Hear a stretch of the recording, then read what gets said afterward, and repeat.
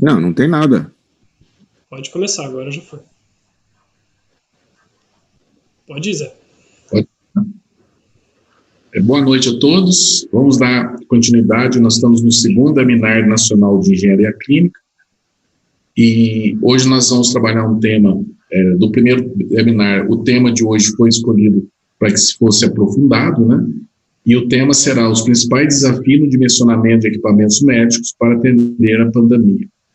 Estará conosco aqui o engenheiro Antônio Gilbertoni Júnior, do Hospital Israelita Albert Einstein. Ele é gerente de engenharia clínica no hospital e vai mostrar como que está sendo feito a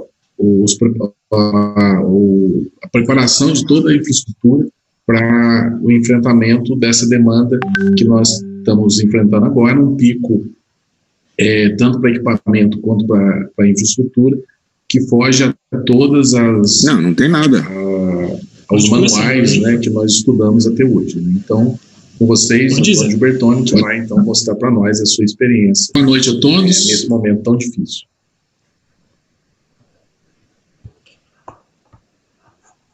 E aí, Gilbertoni, pode começar. Boa noite, pessoal. Boa noite a todos que estão aí nos acompanhando. Obrigado por seu tempo, por mais uma vez a gente estar falando aí sobre os principais desafios no dimensionamento de equipamentos médicos para atender a pandemia. Né? Vamos contar um pouquinho sobre a nossa experiência, como que nós passamos aí nos meses de final de março, abril, e agora entrando em maio, né? Os principais tópicos que eu pretendo falar com vocês, fazer uma breve introdução, como nós pensamos aí num plano de expansão de leitos e o dimensionamento de leitos, consequentemente o dimensionamento de equipamentos, a fase de compra dos equipamentos, todo o recebimento, teste, instalação, o dimensionamento da equipe de engenharia clínica e os cuidados com essa equipe, né, e passando finalmente para o controle financeiro, o controle geral de todos esses equipamentos, de tal forma para atender aí o plano estratégico de expansão. E a gente conclui o nosso tema de hoje. Eu espero ficar com vocês, no máximo 30 minutos a gente fala sobre isso, tá?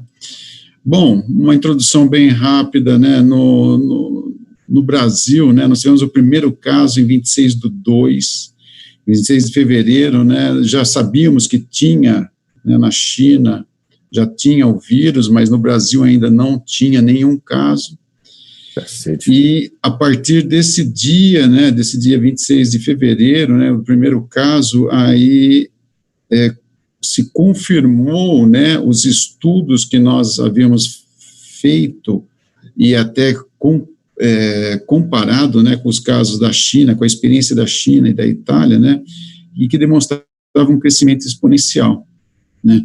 Várias ações foram tomadas, né, e uma delas foi o isolamento, né, social, né, e isso tem contribuído para dar uma achatada nessa curva exponencial, mas mesmo assim hoje, né, passado aí praticamente março e abril, 2 meses, 60 dias, hoje já são mais de 100 mil casos no Brasil e mais de 7 mil mortes. Né? Então, essa experiência dessa pandemia é nova para a engenharia clínica, é nova para todas as demais áreas da saúde. Né? Ela traz aí um desafio muito grande, porque, veja só, a exponencial ela é muito rápida. Né? Então, a gente vai ver que um dos principais pontos que a engenharia clínica tem que estar preparada é com a agilidade e a velocidade para atender. Por caso contrário, né, por exemplo, se você comprar um equipamento que vai chegar daqui 3, 4 meses, acabou. Talvez o pico pior já passou e não vai ser tão necessário. Então, falando aí sobre dimensionamento de leitos, né, nós tentamos estudar aí o nosso público, a nossa demanda aqui do Einstein, bem como também dos hospitais municipais que nós temos, por exemplo, Vila Santa Catarina, a unidade de pronto atendimento do Campo Limpo, e associado a essa demanda né, olhamos para dentro de casa, a nossa infraestrutura, qual a quantidade de leitos que nós temos e quantos seriam os leitos necessários a serem expandidos, né? E nesse quesito de leitos, a gente tem que lembrar que são leitos de UTI e leitos de clínica médica, né? Óbvio que leitos de UTI são mais complexos para você expandir, a parte financeira, porque reflete, né, a compra de equipamentos médicos, que é o grande ponto aí, né, mas também a clínica médica cirúrgica, né. Com isso, né, com essa definição da quantidade de leitos, obviamente tem que olhar para qual local que nós iríamos ampliar esses leitos, por exemplo, de UTI no Einstein.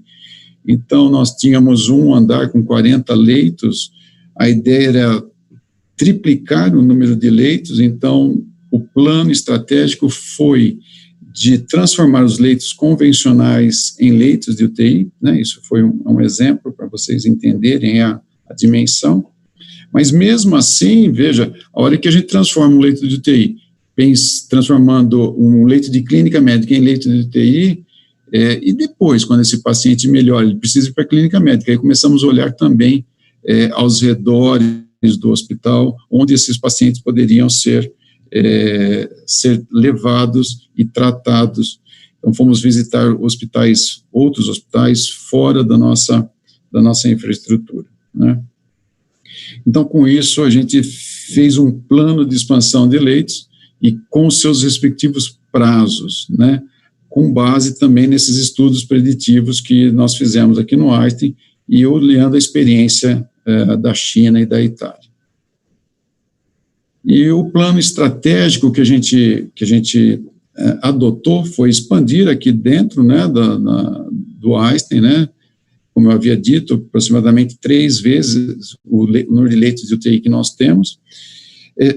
Outra estratégia foi participar do Hospital de Campanha do Pacaembu, foi uma iniciativa, e a ideia foi de construir lá 200 leitos. Então, nós participamos ativamente, depois a gente vai ver alguns resultados.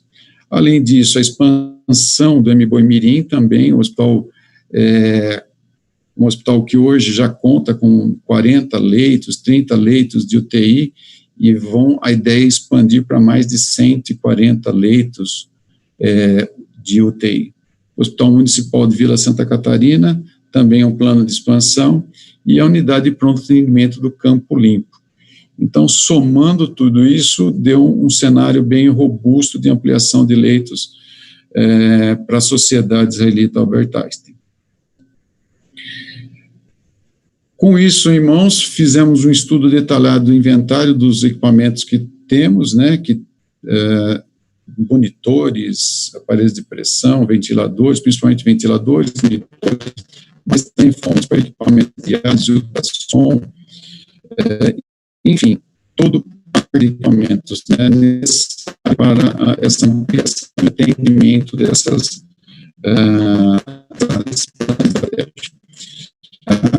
olhando a quantidade de disponibilidade, eles estão ativos, né, e quando diz disponibilidade, aí é um ponto delicado, porque você vai ter que olhar, saber se realmente aquele equipamento está em uso, se ele está em uso, quanto ele está em uso. Então, isso não é uma tarefa trivial, mas ela é necessária porque é um momento em que você tira um ventilador, talvez de uma unidade em que o uso é muito reduzido, e você passa para unidades de UTI, que vai ter uma demanda bem intensa durante o plano, né? Então, nós tirar todos os equipamentos que estão em manutenção, fazer todas as manutenções necessárias para que eles se tornem o mais rápido possível. Felizmente, no nosso caso, não tínhamos praticamente equipamentos, esse tipo de equipamento em manutenção, que tornou mais fácil a nossa vida. E, como havia dito, analisar se há possibilidade de movimentações internas. Então, um exemplo, né, que a gente, por exemplo, cirúrgico, a gente percebeu rapidamente que houve uma queda drástica do número de cirurgias. Então, os equipamentos que estavam no nosso centro cirúrgico, nós temos 40 salas, mais de 40 salas cirúrgicas, eles estavam disponíveis para movimentação interna, se necessário. Tá? Então, um exemplo aí do... então, vocês podem ver aqui uma... Oi. Sim.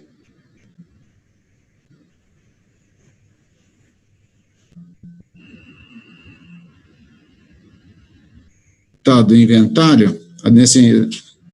Tá bom. Bom, pessoal, voltando um pouquinho aqui, um slide, né, falar um pouco sobre a questão do inventário de equipamentos.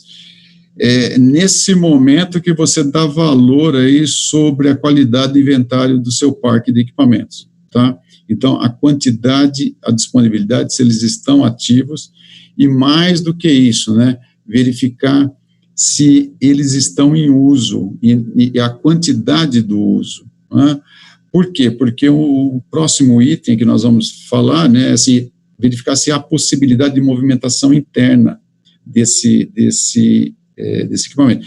Então, um exemplo que eu posso dar, né, drasticamente houve uma redução do número de cirurgias no centro cirúrgico, e aqueles equipamentos, nós temos 40 salas, mais de 40 salas cirúrgicas, esses equipamentos estavam disponíveis para a gente poder movimentar por um período de tempo, né? E um outro ponto também é verificar se você tem equipamentos de manutenção. No nosso caso, felizmente, nós não tínhamos, ou tínhamos muito pouco equipamento de manutenção, o que ajudou a identificar e trazer o inventário. Então, veja só, uma coisa que a gente diz muito em sala de aula, né, a importância de inventário, e de manter a sua base de dados ativa e atualizada para esse momento, né? Esse momento você tem que usá-la e ela, quanto mais atualizada ela estiver, mais fácil vai ser para você tomar decisões, né? Aqui, um exemplo da nossa base de dados, aí nós coletamos aí todos os monitores, né? Marca, modelo, se está montado, número de série, o leito que ele está instalado, e do lado direito vocês podem ver na tela que nós estratificamos aí por unidade. Então tem na AMA, Anália Franco, Giovanni, Unidade Giovanni, aqui no Morumbi a maior quantidade de leitos. Já temos também 104 monitores no Hospital Municipal da Vila Santa Catarina, Paraisópolis e assim por diante, o que totaliza 732 monitores.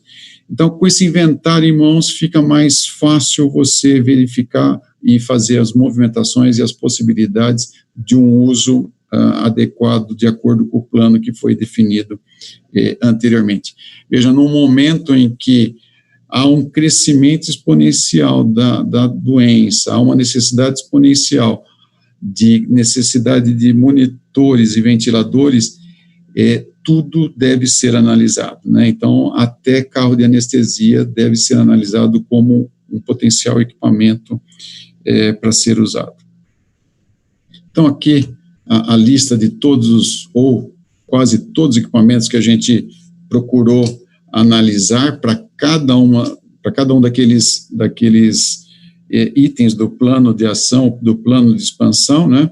Começando, obviamente, pelos ventiladores, mas foi até mobiliário, cama, maca, suporte de soro, mesa de refeição, balança, tá? Deixa eu mostrar um pouquinho para vocês aqui.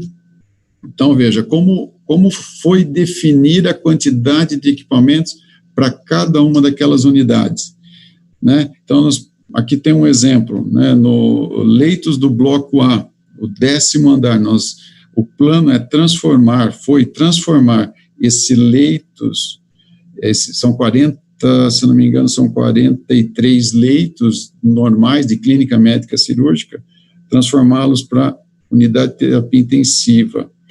Então, nós criamos uma planilha, listamos esses equipamentos que eu mostrei anteriormente e fizemos uma relação de quantidade de equipamentos por leito, né?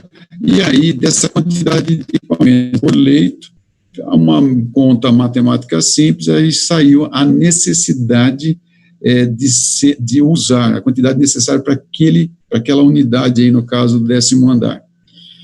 E aí nós verificamos quais os equipamentos que nós tínhamos que para uso, movimentação, se tinha ou não tinha, e saindo a última coluna, que seriam os equipamentos a ser adquiridos, tá? Então, nós fizemos isso para todas essas unidades, para todos os andares, andar por andar, leito por leito, para Mirim, Santa Catarina e assim por diante, e saiu a quantidade total por item, por projeto, tá? E com essa definição das quantidades, né, fizemos todas as requisições de compra, né, as especificações, né, nós temos uma base de dados de especificações que ela pode ser usada, mas o que foi fundamental é trazer para esse momento, principalmente os equipamentos que já são padronizados, tá? Óbvio que na compra dos equipamentos nós não tínhamos tudo que havíamos, que temos padronizado, então nós fomos, tivemos um alinhamento integral com os suprimentos e principalmente gestão de pacientes graves, que é a parte da UTI, né, o gerente médico da UTI e fisioterapia também, para que pudéssemos alinhar as especificações mínimas para que atendesse os nossos protocolos médicos, tá? Então, isso não foi uma tarefa simples, ela é muito dinâmica. Por quê? Porque determinado fornecedor tinha um monitor, mas não tinha, por exemplo, capnografia, mas precisamos da capnografia, como que nós vamos fazer? Então, foi uma emoção muito forte, mas teve que ser necessário agirmos em equipe para poder suprir e conseguir comprar os equipamentos para atender o plano estratégico.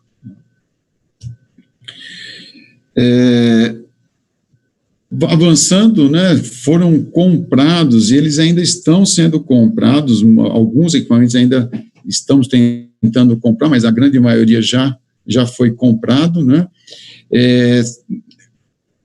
um recebimento, uma fase de recebimento de diversos equipamentos, mais de mil equipamentos chegaram aí no início de março, e foi um trabalho grande, trabalho em equipe da engenharia clínica, onde nós fizemos aí tanto recebimento, conferência, abertura de caixas com os fornecedores, os testes, né, os testes de aceitação, né, até o momento de instalar, né, o equipamento, né. Mas em paralelo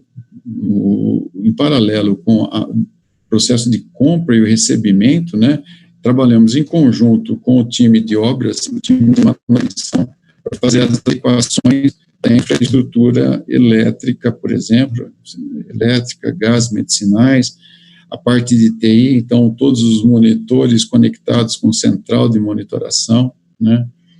Se há necessidade ou não de um suporte para instalar o monitor, se ele vai ficar na parede, não vai ficar na parede, se ele vai ficar num móvel, se o ventilador vai ficar num móvel, numa estativa, ou qual seria esse suporte. Então, nós precisamos fazer todas essas adequações para poder atender, e assim que nós recebemos os equipamentos, fizemos os testes, eles já iam sendo levados para os seus setores, transferidos e instalados no local exato, no leito exato de uso, né?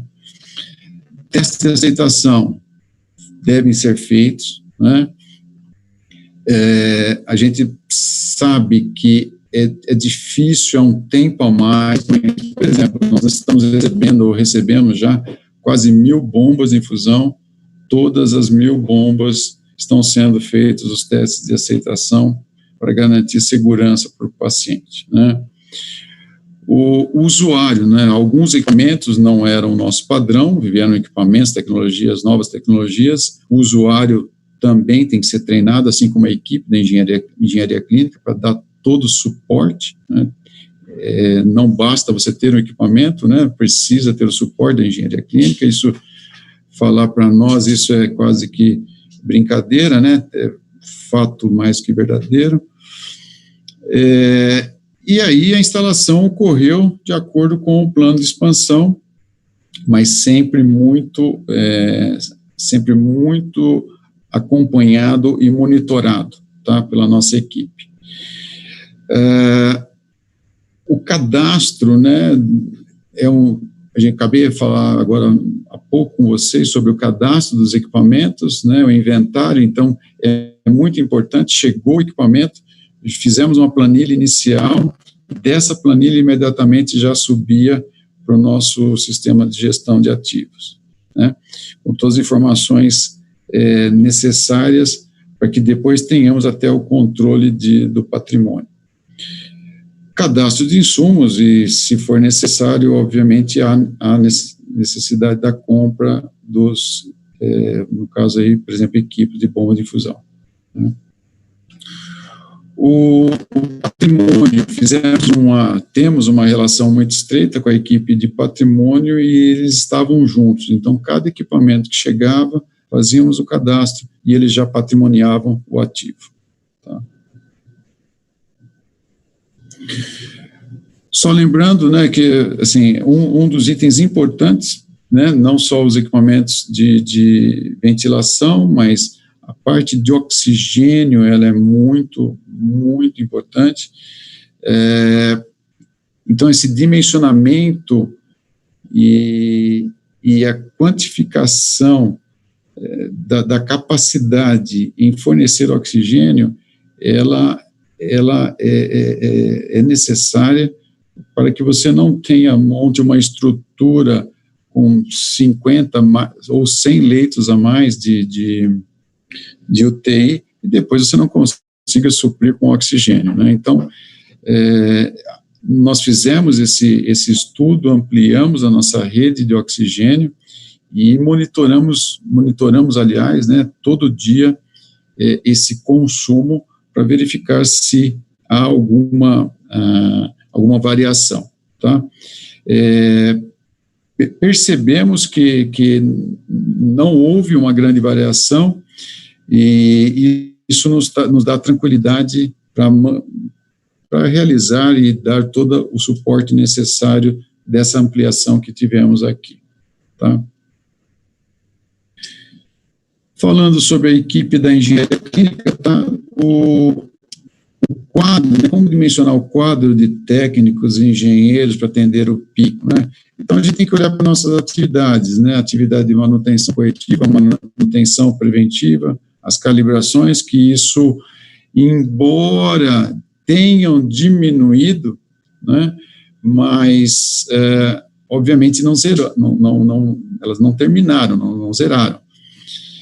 Porém, a implantação do plano de expansão, como eu disse, foi muito, muito extenso e isso ocupou todo o nosso quadro. E, obviamente, agora, né, para manter toda essa expansão, a gente tem que dar todo esse suporte para esses equipamentos que foram adquiridos, né.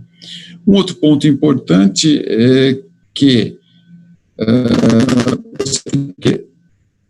no seu dimensionamento, né, de acordo com as suas atividades, lembrar que você pode ter baixas aí ao longo do mês ou ao longo desse período, né, por Covid. Então, nós chegamos a um certo momento a ter 10 afastamentos por Covid-19 e rapidamente nós repusemos essa equipe para suportar aí por pelo menos um mês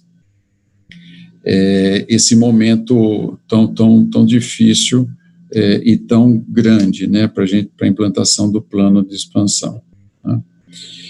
E através do monitoramento do volume de pacientes cirúrgicos de UTI, medicina diagnóstica, você também consegue fazer e ajustar o dimensionamento da sua equipe, tá?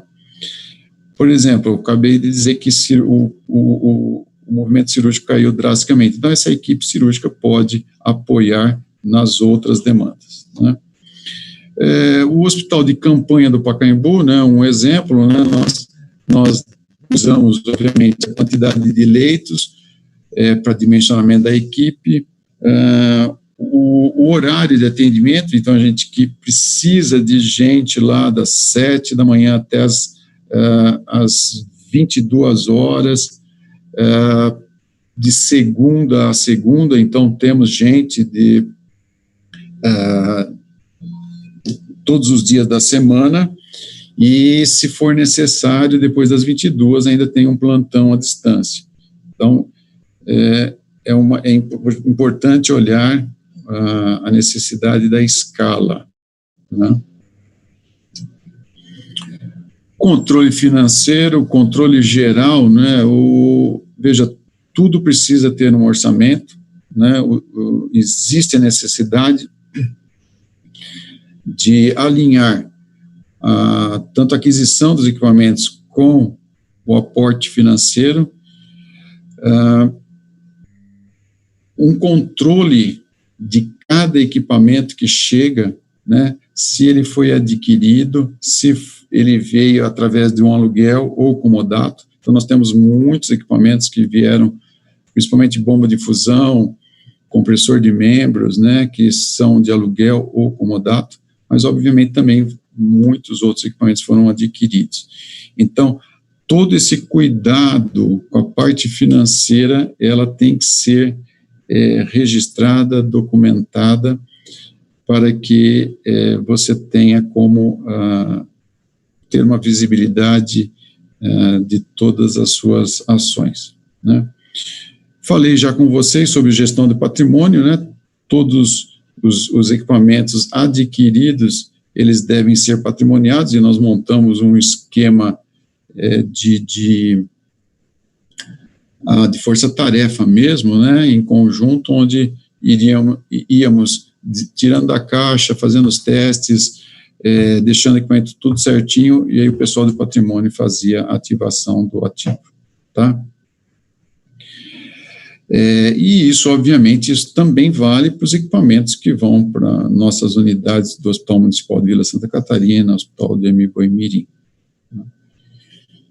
E, como eu havia dito, nós temos aí que ficar muito atento ao que tem a verba orçada versus o realizado, para que isso não seja, não estoure o orçamento.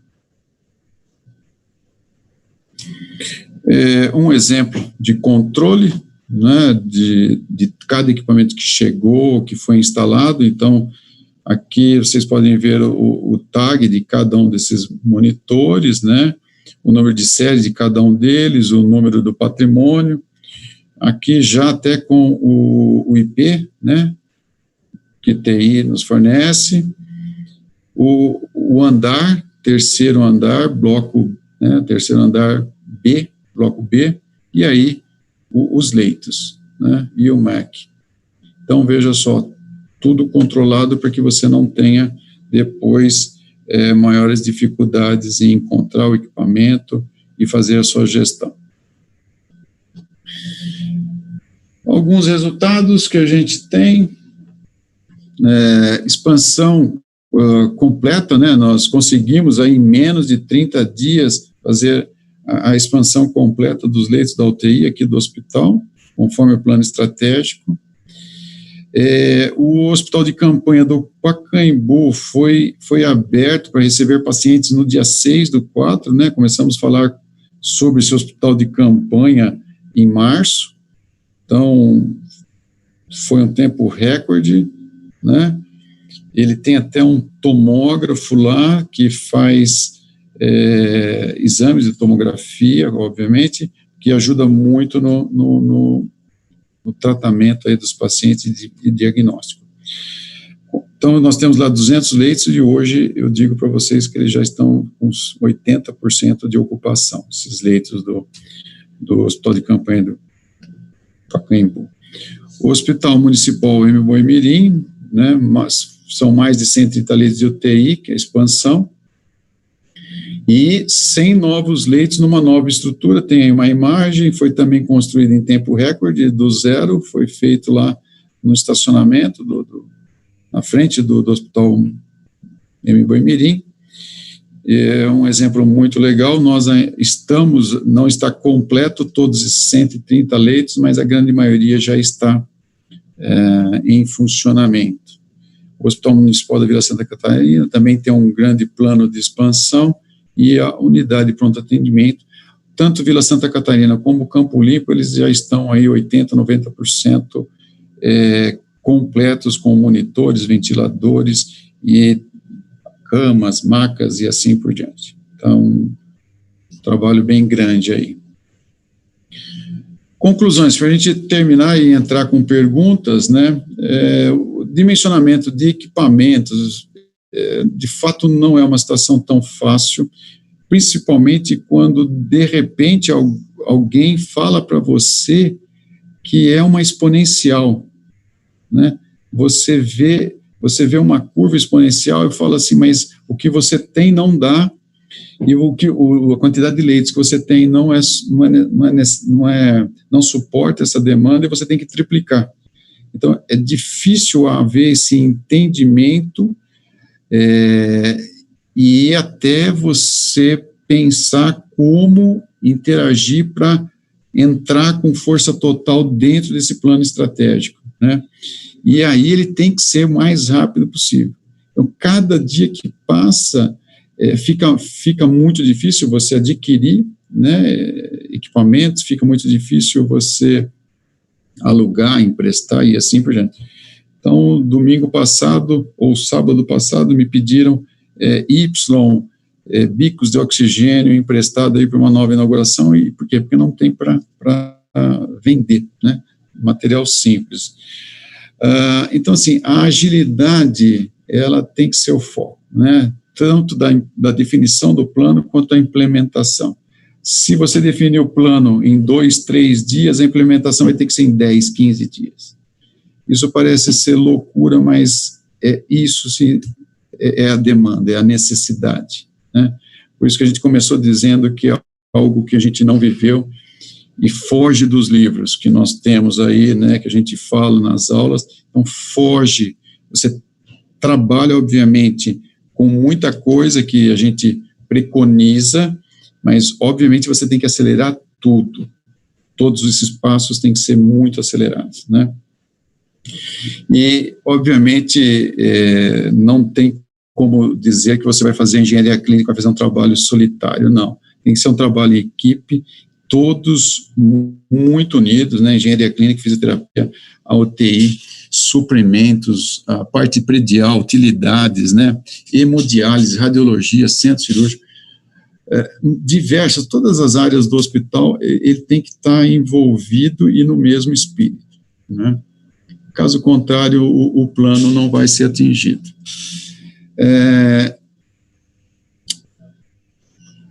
O que a gente não pode esquecer é que, apesar dessa velocidade, a gente não pode esquecer da segurança para o paciente, né?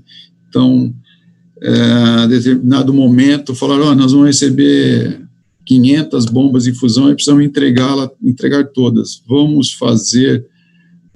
Precisa do laudo, o fabricante vai querer mais um dia, mais 2, mais 3, mais 5, precisa do laudo. Precisa fazer a calibração para a gente garantir segurança para o paciente, né? E todo mundo, o fornecedor também entendeu isso e contribuiu para que a gente pudesse atender os prazos que nós tínhamos, tá? Para a gente pensar um pouquinho, né, assim, tem 3 coisas que, no meu entendimento, a gente tem que refletir, né? As coisas não são como eram, né? Então não vai dar para você pensar assim o by the book, né? O plano, ele muda continuamente, então, óbvio que aqui para mostrar para vocês, eu fiz um resumo, mas o plano é 50, é 30, é 40, e a cada momento ele muda.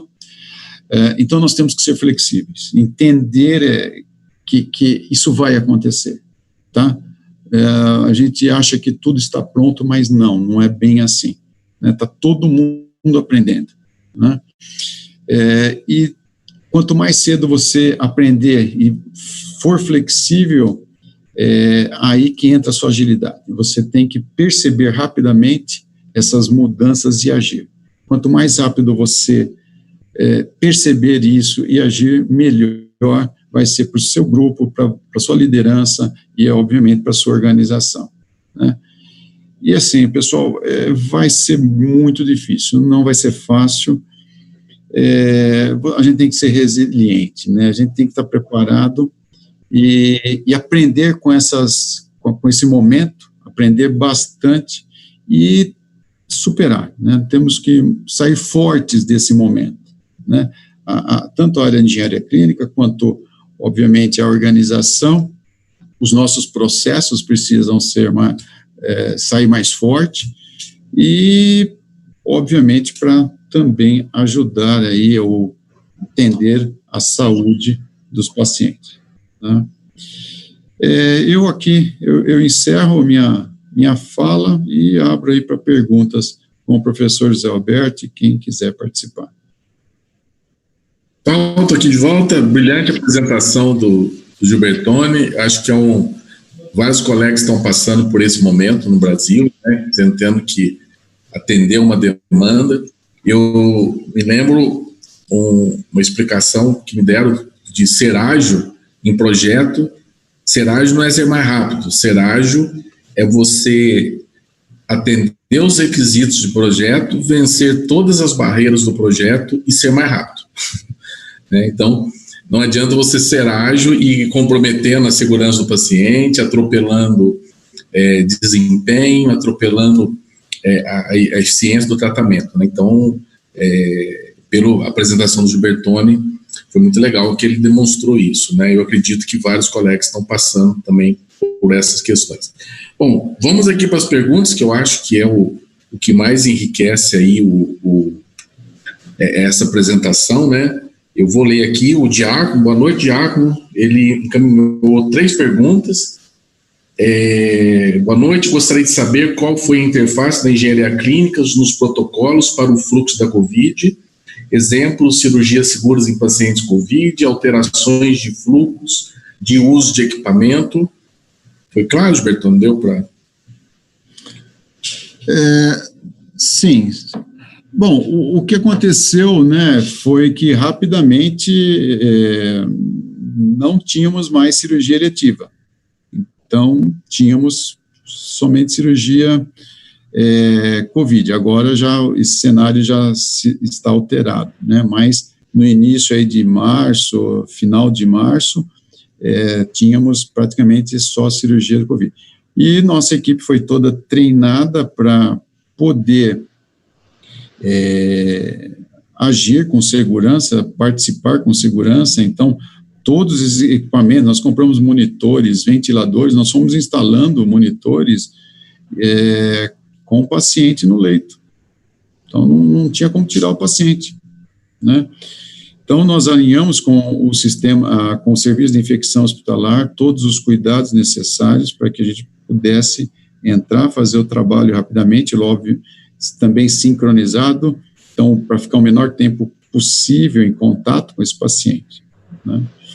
Então, foram esses os cuidados que nós tivemos.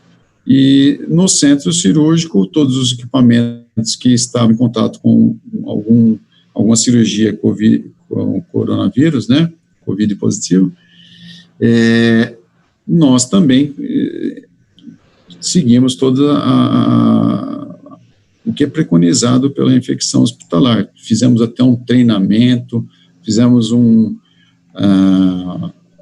junto com a equipe da infecção hospitalar, para que pudesse estar totalmente seguro. Tá? Beleza, Gilberto, outra pergunta. Qual o seu papel como engenheiro clínico no planejamento da compra dos equipamentos? Ainda pergunta do Diácono. Boa pergunta. Assim, o planejamento, depois que foi definido a quantidade de leitos, o plano estratégico de expansão, nós fizemos o dimensionamento, aquela tabela que eu apresentei foi feita por nós. Nós alinhamos aquela tabela com a fisioterapia, com o chefe da UTI, o gerente médico da UTI, e essa planilha foi a mãe, vamos dizer. Foi daí que tudo aconteceu, né? Daí que foi para suprimentos, que foram geradas as requisições de compras, e deu toda aquela sequência que eu acabei apresentando. Legal. Bertone, o hospital coordena diversos hospitais que, inclusive, atendem o SUS. Teve diferença nos procedimentos da engenharia clínica para os testes e instalações dos equipamentos, assim como a atual operação? Zé, cortou um pouco a sua fala, mas o que eu entendi, se teve algum procedimento diferente do Einstein com os hospitais municipais. Isso, exatamente. Em relação aos testes, instalação e operação.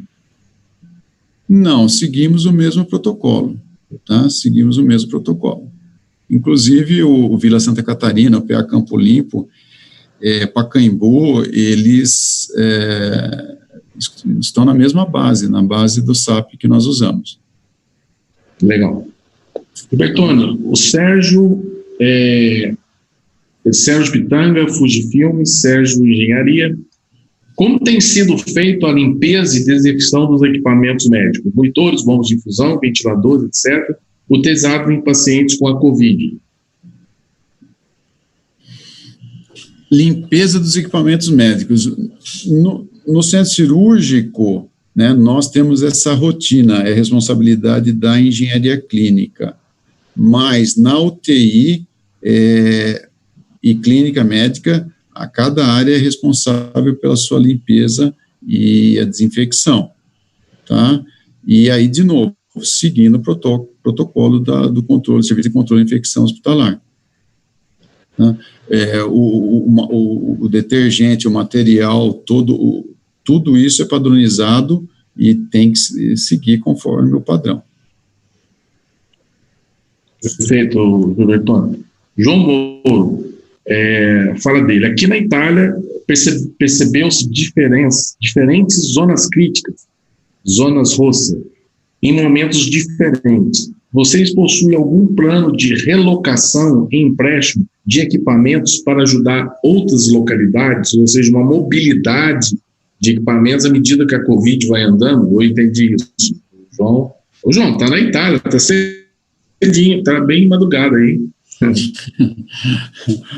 Bom, no nosso caso, né, o que acontece? Sim, nós estamos fazendo exatamente isso agora, né? Então, veja só, nós fizemos um plano para expansão aqui no Einstein, porém, ele não se concretizou.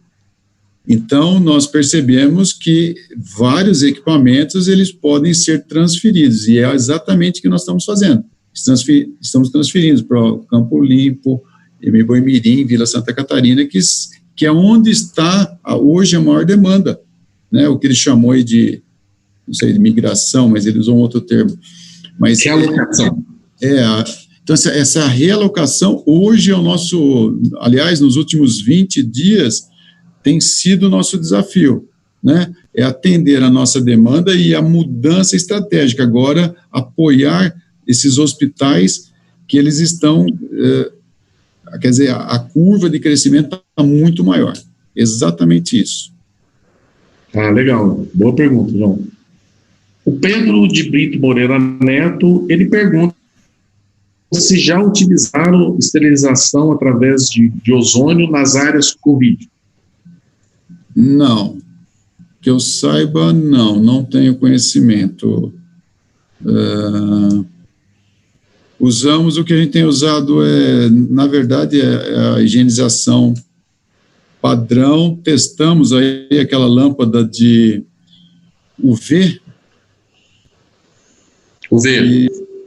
Mas isso não se demonstrou, a gente não há artigos que embase isso, né? O que a gente ampliou bastante foi o número de leitos com pressão negativa, para garantir o quarto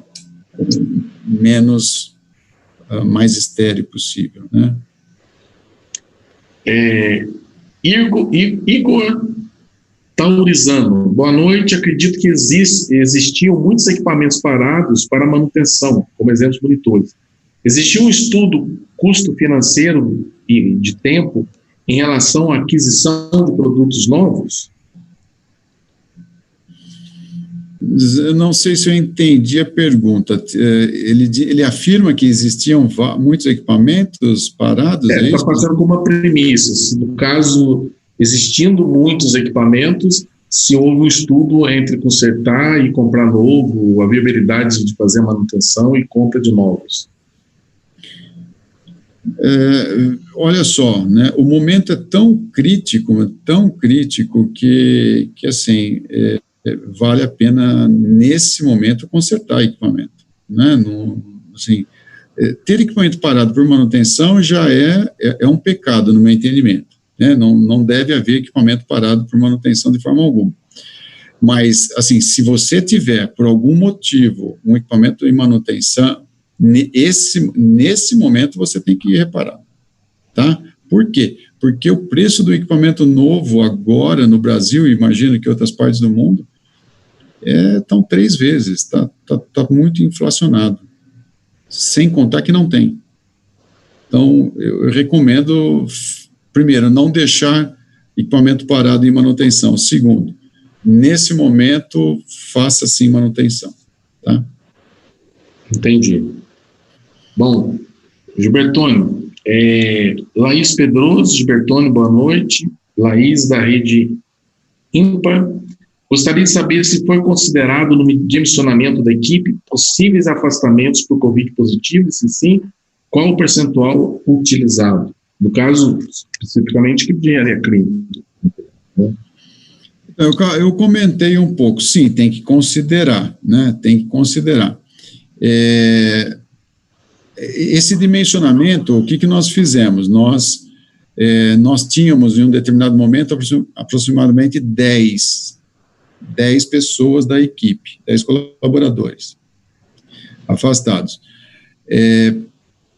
Como também nós não sabíamos por quanto tempo, nós buscamos uma empresa, um terceiro, que repôs, que nos ajudou muito e forneceu rapidamente a equipe técnica, né?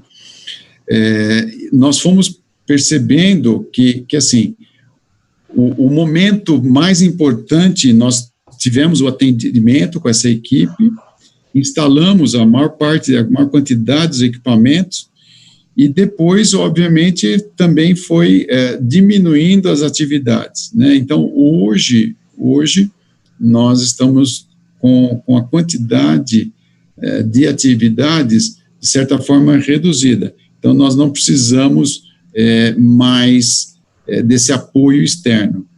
Mas, sim, a resposta para a pergunta dela tem que considerar, sim, a nossa experiência é que a pessoa tem ficado, em média, pelo menos 20 dias afastado, tá?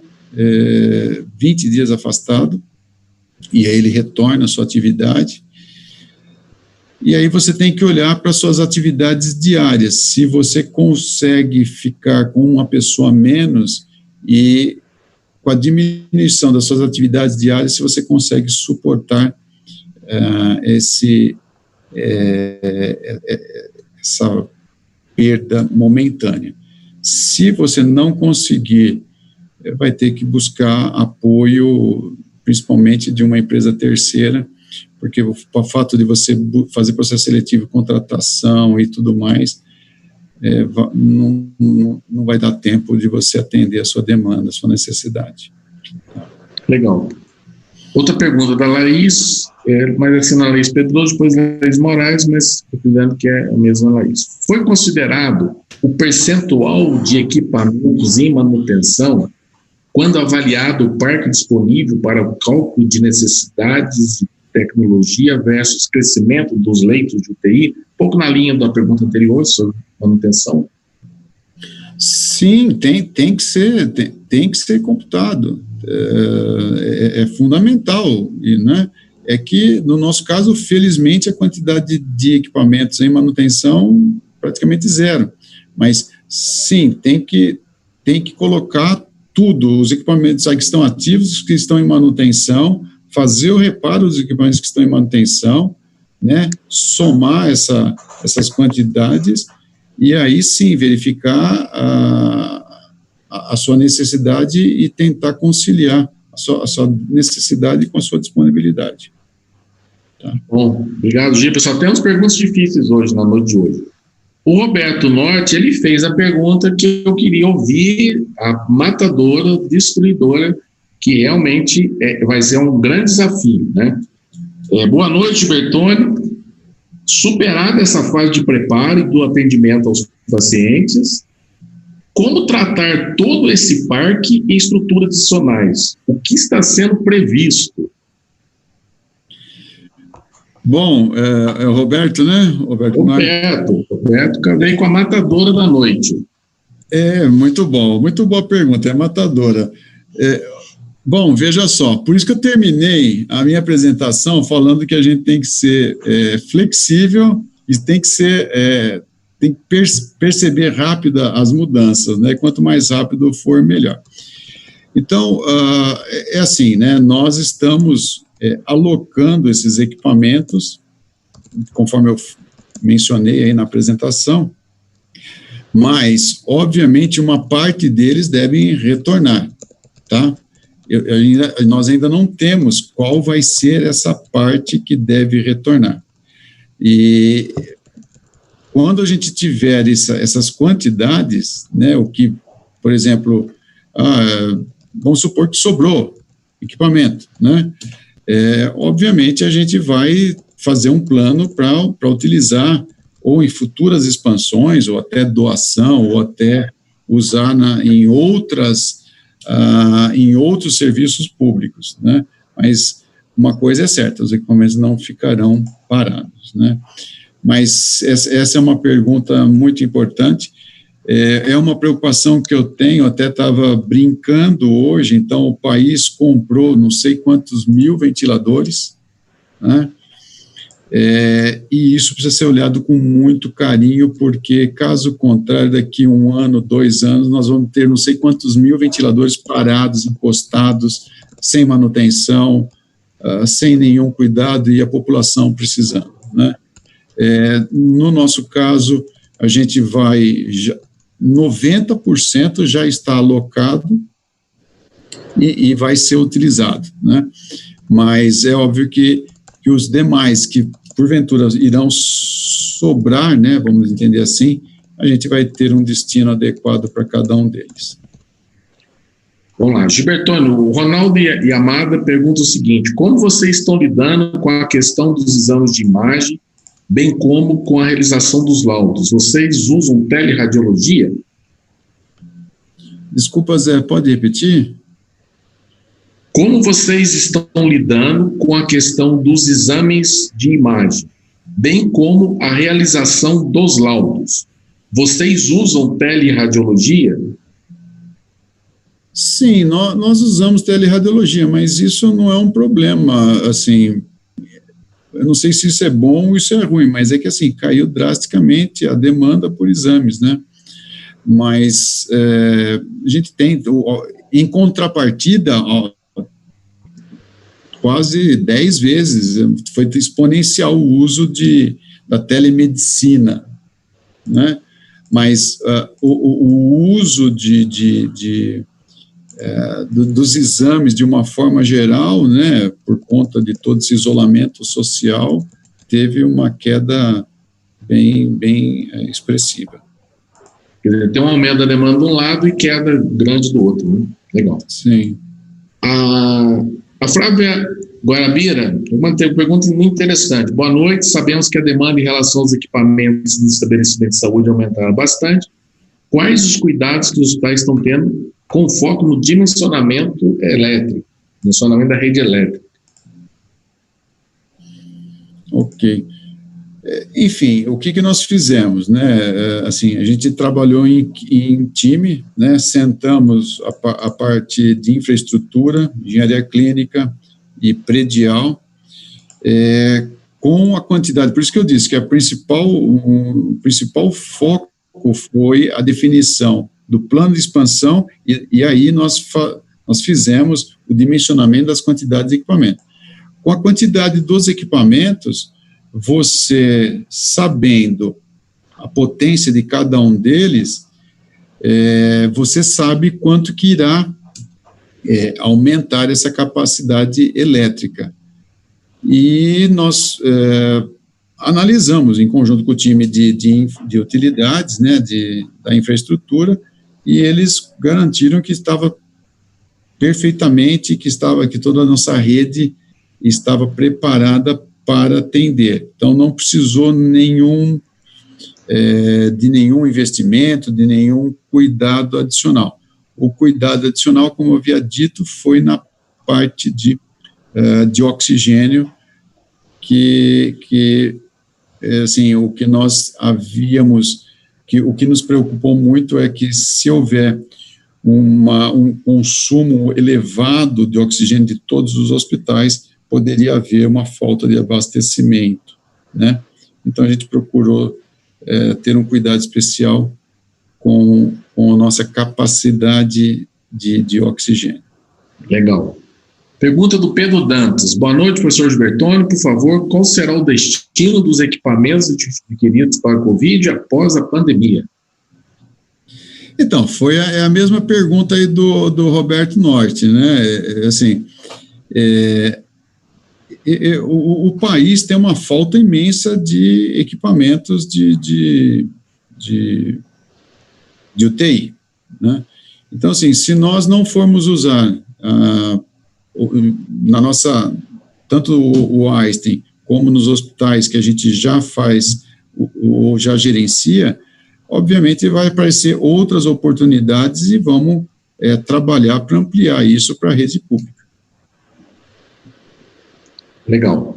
William Rocha da Silva, da Engenharia Clínica do UHG.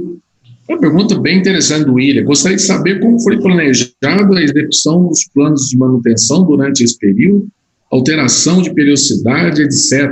Ou seja, esse grande crescimento exponencial influenciou nos protocolos de manutenção? É interessante aí. Boa pergunta. O que aconteceu, né? As empresas, de uma forma geral, por segurança também, eles evitaram fazer as manutenções preventivas. Então, houve uma redução. O que nós acordamos, né? Aqueles equipamentos que não têm uma necessidade de calibração, nós permitimos. Então, ok, vamos reprogramar. Então, se eu tinha um tomógrafo para fazer uma preventiva, a gente reprogramou 1 mês ou 2 meses depois, tá? Agora, bomba de infusão, ventilador, pulmonar, precisa de uma calibração? Precisa. Temos ele disponível, porque tem agora, nesse momento, assim, não basta eu querer fazer, né? Eu preciso ter o equipamento disponível. Então, a gente deu prioridade em fazer esses equipamentos, as manutenções preventivas desses equipamentos, desde que, obviamente, eles estejam disponíveis. Um item que não modificou na nossa rotina são as inspeções diárias, as rotas de inspeção. Então, assim, equipamento de anestesia que precisa da calibração diária, inspeção diária, a gente continuou fazendo, tá? Se necessário. E seguindo os demais equipamentos que tinham necessidade de fazer rota de inspeção, a gente continuou fazendo, tá? Legal, então, o que não havia necessidade de calibração, a gente foi reprogramando, tá? Então, isso está acontecendo, e até porque muitas empresas também, eles remarcaram esse agendamento que nós já tínhamos, eles acabaram reprogramando também. Falei, só temos perguntas difíceis, né? Pedro Dantas, os custos de operação dos equipamentos pós-pandemia, manutenção, calibração, testes, etc., serão um desafio para a instituição? Outra pergunta na linha do pós, né? Sem dúvida, né? Sem dúvida. Uma coisa por vez, né? Por isso que, assim, março e abril, né, a concentração é de atender uma necessidade para que não falte leito, que não falte o equipamento, não falte o tratamento necessário para o paciente, né?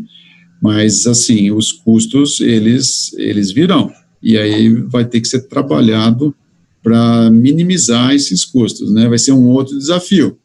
Então, por isso que eu, de novo, terminei a apresentação dizendo que nós temos que ser resilientes, né, e encontrar soluções robustas nos nossos processos para que possa ir mudando, inclusive, a parte de custos do futuro. Pessoal, não vai ser fácil, mas nós vamos ter que trabalhar de maneira diferente para encontrar soluções diferentes para reduzir os custos e garantindo ainda a segurança para o paciente. O Gilbertone, o William tem uma pergunta na mesma linha do pós-pandemia, mas a pergunta dele no sentido: qual o planejamento utilizado sobre manter a disponibilidade do parque de ventiladores, por exemplo, para os próximos meses, né? Se existe já os planejamentos ou se vocês estão tratando a demanda pontual agora, né? Não sei se eu entendi, mas veja, nós adquirimos mais de 100, 200 ventiladores. Sim, eles são novos. Então, assim, chegaram, estão em garantia, recebemos o treinamento, fizemos teste de aceitação, fizemos o treinamento, estão em garantia, o usuário fez o treinamento, então nós temos condição de dar o primeiro suporte ou até o suporte integral. Enfim, o planejamento é esse, não é? Não tem algo assim milagroso, né? Agora, se o equipamento, outro cuidado que nós tivemos, procuramos alugar, procuramos ter comodato. Então, todos os equipamentos que estão em locação ou comodato, eles já está embutido esse custo, né? Tanto no comodato quanto em locação. Mas, mesmo assim, a gente faz sempre um atendimento inicial para garantir um uptime o mais rápido possível, porque a gente sabe que é um cabinho, são pequenas coisas que a gente resolve imediatamente, e aí, assim, não precisa ficar um equipamento parado aí uma semana, 15 dias, por conta de um pequeno defeito. O Gilbertone, agora uma pergunta minha é o seguinte: como vocês lidaram com a alta dos preços dos equipamentos? Por ser uma instituição privada, né? Mas, obviamente, vocês não podem comprar a qualquer preço, né? Como é que vocês lidaram com o preço? A estratégia fundamental e a grande sacada foi comprar o mais rápido possível.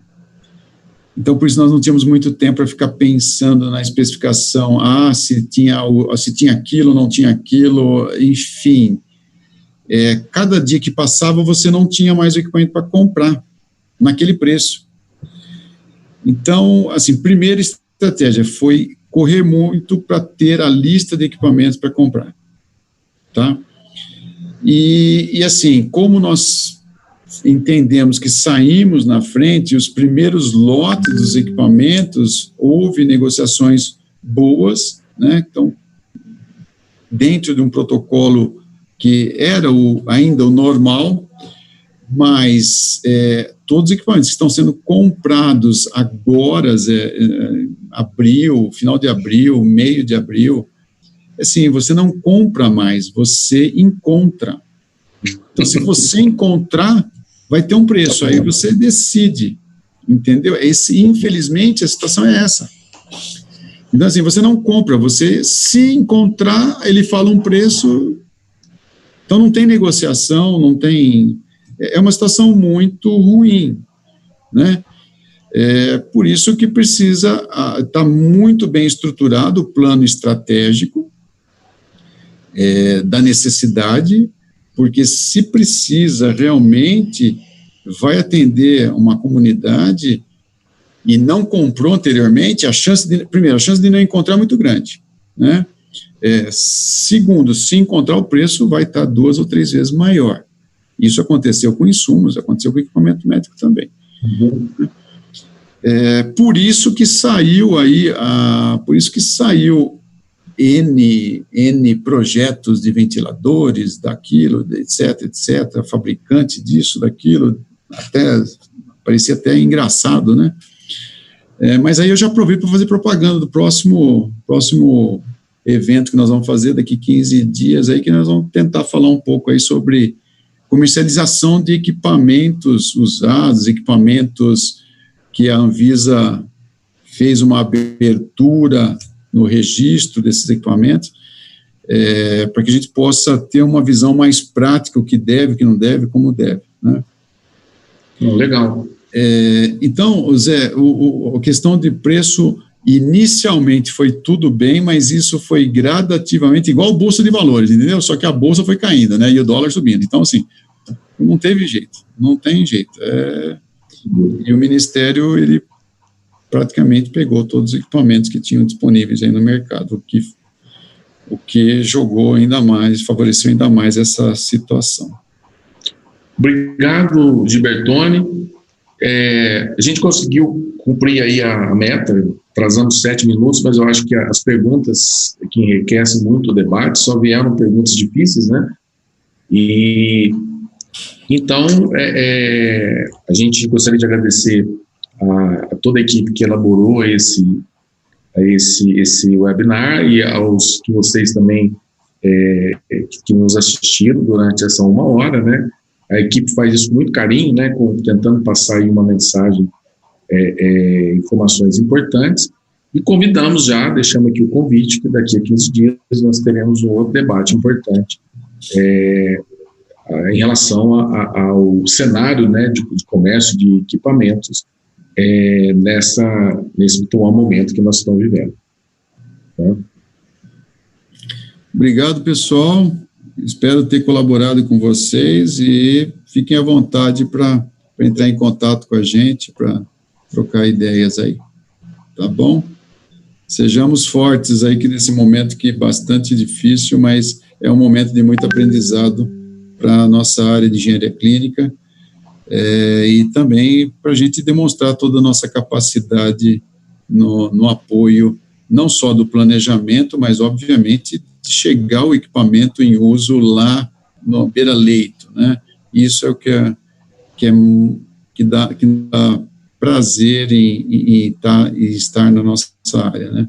Salvando vidas. Tá bom? Zé. Obrigado, boa noite a todos. Boa noite, obrigado.